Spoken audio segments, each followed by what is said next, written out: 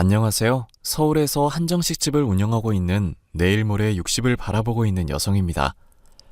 원래는 전주에서 식당을 운영했지만 남편이 서울로 발령받는 바람에 서울로 이사 오면서 식당도 새로 오픈했답니다. 서울에 온 지도 벌써 30년이 다 돼가는데요. 그동안 참 많은 일들이 있었습니다. 곧 딸아이가 결혼을 앞두고 있는 시점에 그동안 엄마로서 잘 살아왔나 생각이 들더라고요. 평소 잘 챙겨보던 사연 채널에 제가 지금까지 살아왔던 인생 이야기를 좀 들려드리려고 이렇게 글을 쓰게 되었습니다. 식당을 운영하다 보면 정말 다양한 사람들을 만나게 되는데요. 아마 여러분께 들려드릴 제 이야기 속에 등장하는 사람들은 제 인생에서 가장 특별하기도 하고 절대 잊히려야 잊힐 수 없는 그런 사람들이랍니다. 나이 들어 주책이라고 하실 수 있겠지만 큰 마음 먹고 제 이야기를 들려드리는 것이니만큼 많은 공감 부탁드려요. 저는 고등학교 시절에 제 과외 선생님을 무척이나 좋아했습니다. 어린 시절에 하라는 공부는 하지 않고 오로지 과외 선생님만 바라보았죠. 그 과외 선생님이 바로 제 남편입니다. 저보다 7살 많았던 남편에게 첫눈에 반해 무작정 시집간다며 울고 불고 떼쓰며 따라다니던 게 엊그제 같은데요. 그렇게 3년 넘게 쫓아다니다가 고등학교를 졸업하자마자 사법고시 준비생이었던 남편과 결혼했어요. 시어머니가 전주에서 한정식집을 운영하셨는데 저보고 나중에 물려받으라며 일을 배우라고 하시더라고요. 옛날 시부모님들 하면 가부장적인 분위기에 혹독한 시집살이를 시키기로 유명하잖아요. 하지만 제 시어머니는 남들과 조금 다른 마인드를 가지신 분이었어요. 결혼한 지 얼마 되지 않아 친정엄마가 돌아가셨고 친정엄마의 빈자리를 시어머니가 대신해 주셨습니다. 옛날인데도 불구하고 고부 갈등은 찾아볼 수 없었고 정말 엄마와 딸처럼 지냈거든요. 희원아, 안 싸던 돌아가시고 나서 마음이 예전 같지 않지? 어머니, 솔직히 많이 힘들어요. 맨날 엄마 보고 싶고 저 어떻게 해야 될지 잘 모르겠어요. 울고 싶으면 마음껏 울어. 마음에 담아두지 말고 보고 싶은 만큼 울려무나. 이제 남은 가족도 없어요. 다들 엄마 돈 노리고 보상금 노리고 저 혼자 어떻게 살아가야 하죠? 왜 혼자야? 나도 있고 태규도 있는데, 응? 그런 말 말어. 어머니. 아가, 너 우리 태규 좋다고 졸졸 쫓아다니던 시절부터 저런 딸 하나만 있으면 좋겠다고 생각했거든? 어찌나 당돌하고 당차던지 그 모습이 너무 귀여웠단다. 그런데 우리가 이렇게 만날 인연이었어. 어머니, 그걸 기억하고 계셨어요? 그렇다 마다 어떻게 그 모습을 잊겠니? 이제 내가 친정엄마다 생각하고 마음 편히 대하거라. 어머니, 정말 그래도 돼요? 그렇고 말고. 나도 너처럼 살가운 며느리 얻어서, 아니, 딸 생긴 것 같아서 기분이 좋다. 말이라도 감사해요. 어머니 없었으면 어쩔 뻔했을까요? 제가 평생 잘 모시고 살게요. 그래, 앞으로 잘 살아보자. 태규가 속썩이거든 언제든지 나한테 오려무나. 내가 잔뜩 혼내줄 테니까. 네, 어머니만 믿을게요.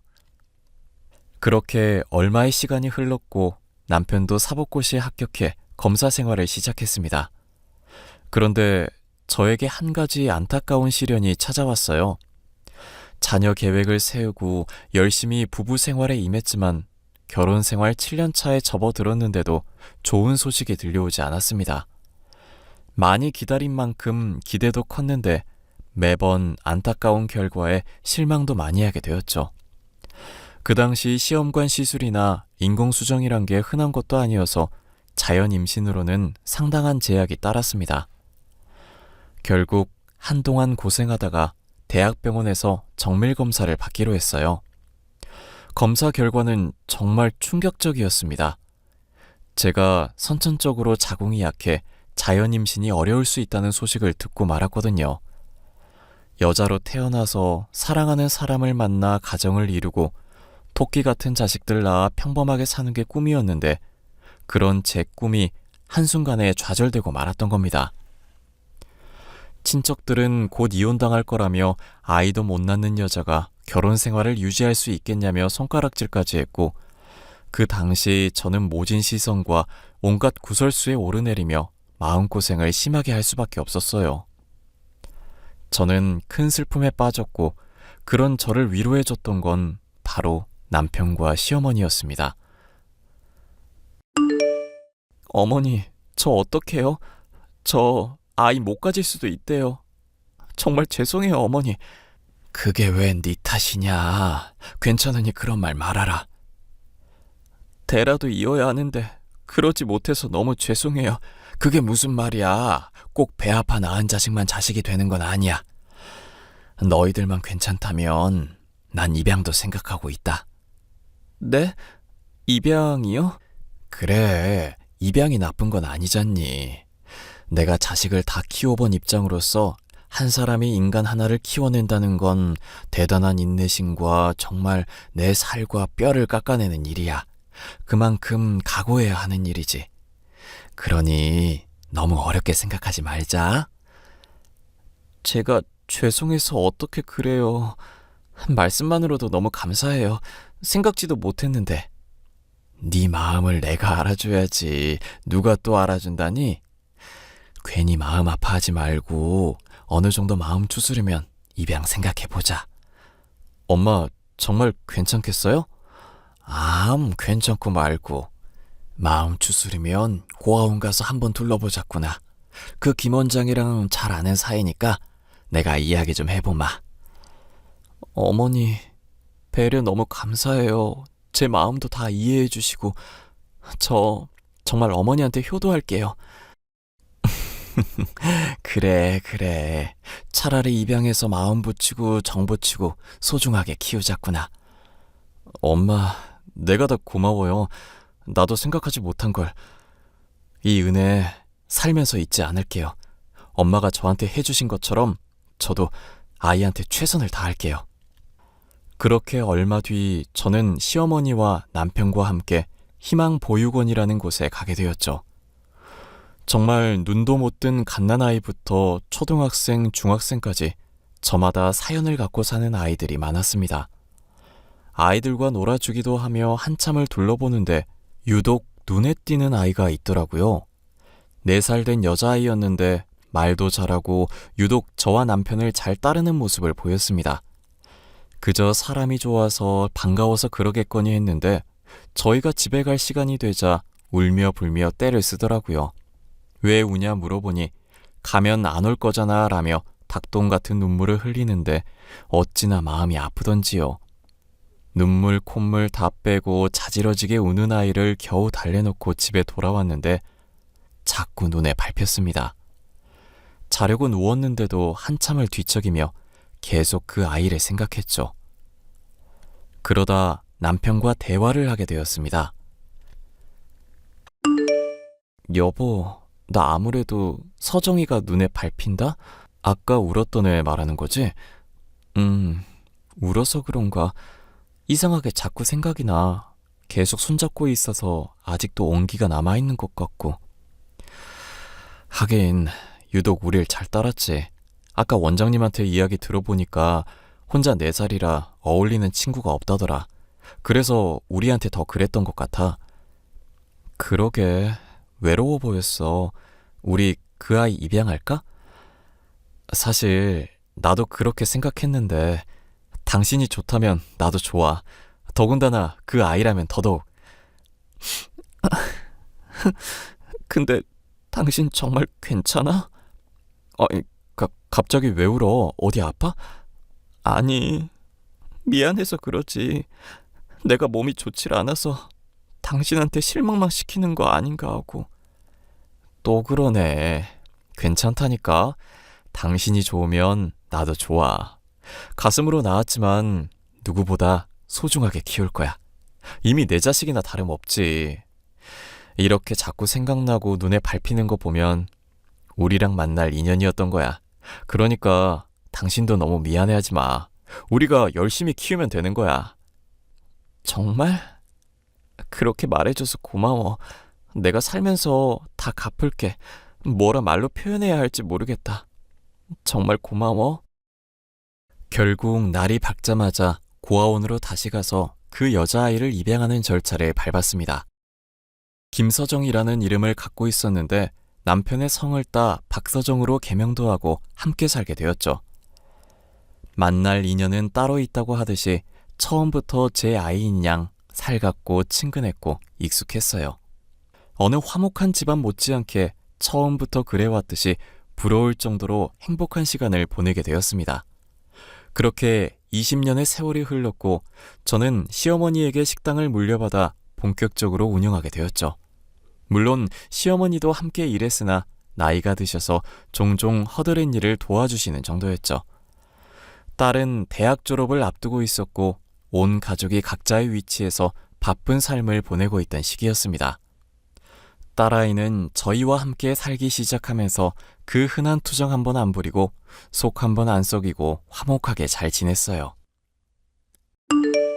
서정아, 바쁘니? 엄마가 지난번에 보낸 반찬은 잘 받은 거야?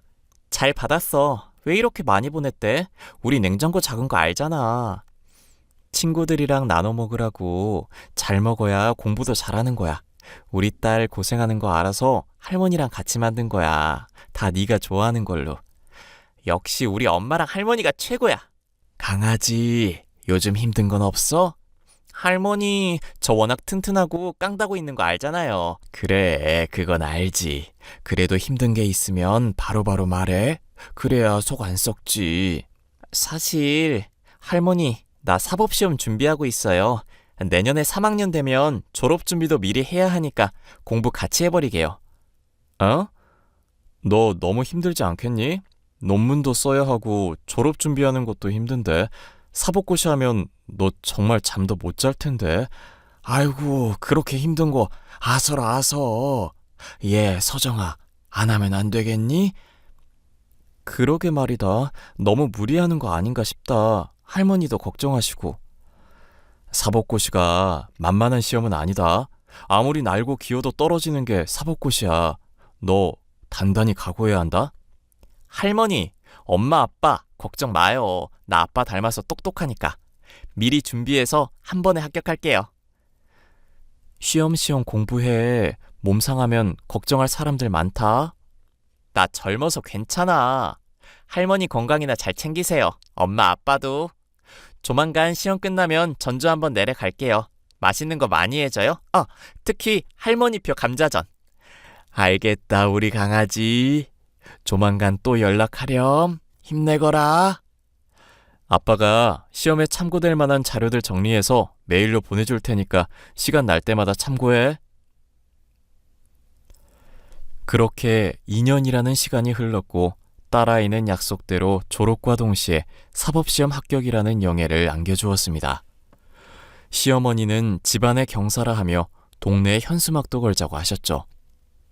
결과 발표를 듣고 딸이 전주로 내려왔고 정말 동네 잔치를 벌였습니다. 남편도 자기 닮아서 똑똑하다며 크게 기뻐했고 가족 모두가 행복에 겨워 눈물을 흘릴 지경이었죠. 그러다 한 차례 검은 먹구름이 드리웠습니다. 몇십 년 동안 친정엄마 그 이상으로 의지했던 시어머니가 노환으로 돌아가신 거예요. 워낙 나이도 있으셨고 앓고 있던 지병이 있으셔서 많이 힘들어 하셨거든요. 슬픈 마음을 어루만지며 장례를 치르고 얼마 뒤 남편이 서울지검으로 발령받게 되었습니다. 딸아이도 사법연수를 끝내고 서울의 한 대형 로펌에서 일하게 되었죠. 그렇게 전주 생활을 정리하고 서울로 이주하게 된 거랍니다. 새로 식당도 오픈하고 바쁜 부녀 뒷바라지 하느라 정신없는데 고아원 원장님이 연락 오더라고요. 고아원 원장님과 전화통화를 끝낸 저는 내심 불안해졌어요. 사실 얼마 전부터 딸아이의 친모라는 사람이 자신의 아이가 보고 싶다며 찾아왔다는 겁니다. 제가 지금까지 있는 정 없는 정 줘가며 키워온 자식인데 다시 데려갈까봐 두려웠나 봐요. 가슴으로 낳은 자식이지만 친자식이다 생각하고 온 애정을 다 쏟았는데 딸이 이제라도 친엄마한테 가고 싶다고 하면 어쩌지 하는 생각도 있었고요. 결국 뜬 눈으로 며칠 지샜는데 아니나 다를까 불안한 예감은 틀리지 않았습니다. 제가 운영하는 식당에 바로 딸아이의 친엄마가 찾아온 거였어요. 긴장되는 마음을 겨우 가라앉히고 조용히 대화를 시작했습니다. 김희원 씨 되시죠? 누군지는 대충 눈치채셨을 것 같은데. 서정이 친모예요. 네, 알고 있어요. 여기까진 어쩐 일이시죠? 어쩐 일이긴. 귀한 우리 딸 얼굴 좀 보려고 왔지. 그동안 우리 서정이 키워줘서 고마워요. 몇십 년 동안 찾지도 않다가 왜 이제 와서 그래요? 시끄럽게 굴지 말고 서정이 번호나 불러요. 나머지는 내가 알아서 할 테니까. 저기요, 지금 뭔가 착각하고 있는데 부탁을 해도 들어줄까 말까인데 왜 온 거예요? 아니, 우리 딸이 잘 나가는 변호사라며. 그래도 공부는 시켜줬나 봐? 그럼요. 하고 싶은 공부 마음껏 해주는 게 부모된 도리 아닌가요? 근데 왜 찾아오셨어요? 불쾌하니까 나가주실래요? 자식이 변호사인데 내가 가만히 있으면 섭섭하죠. 근데 변호사면 돈도 많이 번다면서요? 아무리 많이 벌어도 당신한테 줄 돈은 없어. 자기 자식 버리고 갈 땐 언제고 왜 이제 와서 만난다고 난리야? 좋게 대우해 주는 것도 이번이 마지막이에요. 나가요. 미안해서 어쩌나. 나는 나갈 생각이 없는데. 딸도 잘 살고 있고 친엄마가 이렇게 버젓이 있는데 내가 뭐가 무서워서 피해? 당신이 정말 엄마라면 애초에 그런 곳에 서정이를 맡기면 안 되지. 그건 내가 알아서 할 일이고 내 딸 덕 좀 보려고 찾아왔으니까 당장 내 눈앞에 데려와요. 얼굴 좀 봐야겠으니까. 글쎄 됐다니까요. 당장 경찰에 신고하기 전에 나가. 아무튼 이제 내가 키울 테니까 이제 그만 내 딸 인생에서 꺼지시지? 도대체 왜 지금에서야 찾는 건데? 서정이가 원하지 않으면 어쩔 건데요? 뭐 같이 살기라도 할 거야? 내가 내 자식 보겠다는데, 한번 만나겠다는데 무슨 상관? 내가 알아서 친권이니 뭐니 다 법적 처리할 테니까 기대해요. 서정이가 원한다면 얼마든지 보내줄 수 있는데 당신 하는 꼬락서니를 봐서는 설마 돈 필요한 건 아니죠? 아니, 당신이 무슨 상관이냐고. 그래도 내 딸인데 이것저것 잴 필요가 있나? 그냥 내가 그렇다 하면 그런가 보다 하면 되지. 나도 딸 자식한테 잔소리할 권리 있거든요? 따로 만나서 잘 이야기하면 서정이도 알아듣겠죠. 이제라도 부모한테 효도하면서 살라 해야죠. 안 그래요? 무슨 생각인지 모르겠지만 우리 딸 건들기만 해봐요. 내가 배 아파 낳은 자식은 아니지만 입양해올 때 이미 내 자식이나 다름없었어. 당신이 함부로 대할 아이도 아니라고. 그런다고 내가 쫄 것 같아요? 아무튼 지금 안 부르면 내가 알아서 찾아가는 걸로 알아. 어디서 순 듣보잡들이 내 딸 부모 한답시고 설치고 있어? 지금 뭐라고 했어요? 듣보잡? 말 다 했어요? 이왕 이렇게 된 거 그냥 내가 데려가서 다시 키워야겠다. 그래야 남은 인생 호강하며 살지. 우리 변호사 딸 데려갈 수 있으면 데려가 보던가.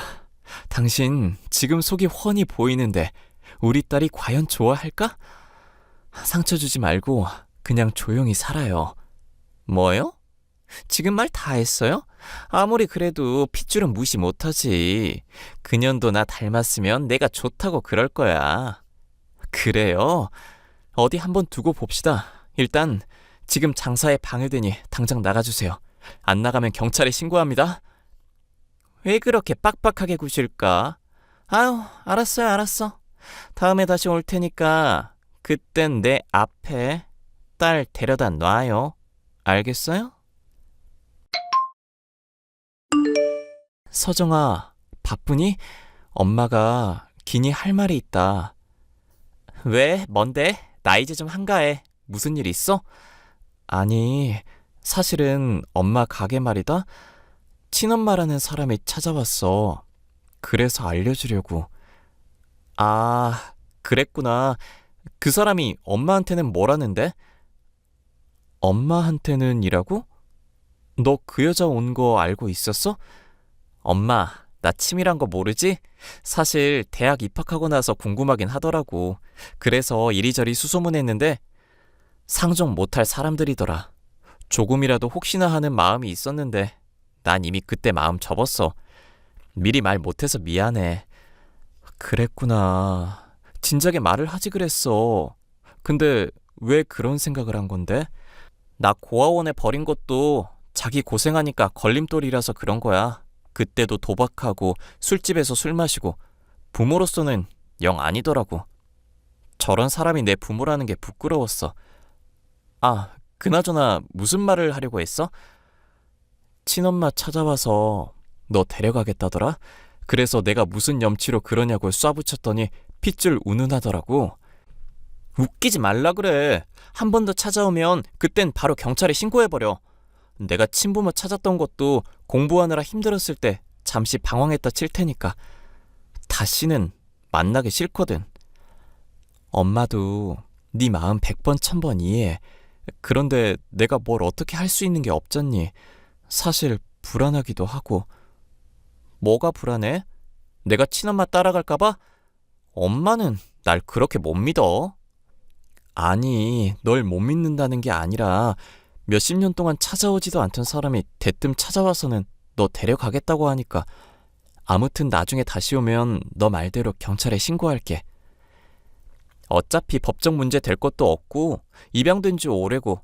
아니다, 다음에 찾아오면 나한테 바로 연락해. 알겠어. 바쁜데 시간 뺏어서 미안해. 이따 저녁에 보자 엄마. 오늘 일찍 들어갈게. 생각보다 딸아이의 태도는 단호했고 걱정했던 마음을 조금이나마 내려놓게 되었습니다. 그렇게 평범한 일상을 보내고 있는데 왠지 모를 적막감이 흐르더라고요. 아니나 다를까 딸아이의 친엄마라는 사람이 가게에 자꾸 나타나 이리저리 회방을 놓기 시작했습니다. 식당을 매일같이 찾아와서는 다시는 안 찾아올 테니 돈을 달라며 말도 안 되는 요구를 하더라고요. 한 번은 조폭인지 깡패인지 덩치가 산만한 사람들을 데리고 와서 돈을 주지 않으면 가게 다 때려 부수겠다고까지 했습니다. 어차피 자기 자식인데 보러 오는 거 문제 안 된다며 돈 안 주면 매일 찾아와서 괴롭힐 거라 하는데 어찌나 당당하던지 기가 막히더라고요. 장사에 지장이 생길 정도로 찾아오는 바람에 결국 저는 경찰에 신고를 했고 친엄마라는 사람은 경찰에 연행되어 갔습니다. 이 소식을 들은 딸 남편이 저와 함께 경찰서로 가게 되었죠. 경찰서에서 고래고래 소리 지르며 자신은 잘못한 게 없다고 난리를 치고 있는 그 여자를 마주해야 했습니다.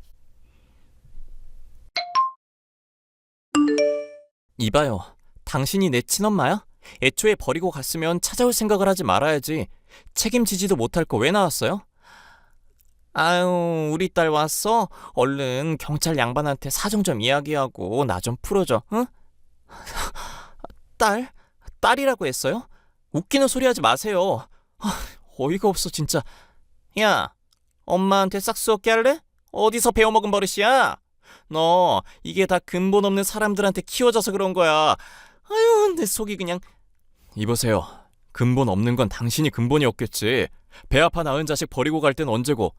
이제 와서 뭐라도 뜯어먹고 싶어서 자식 찾는 거 좀 웃기지 않아요? 막말로 내가 우리 딸 안 낳았으면 당신들이 입양이나 할 수 있었겠어? 내가 좋은 유전자 물려줘서 애가 변호사도 되고 그런 거야. 야, 너 내가 낳아준 은혜 잊으면 안 된다? 이 아줌마가 아직 정신을 못 차렸네. 무슨 근거로 자꾸 딸이래. 나는 당신 같은 엄마 둔 적 없어요.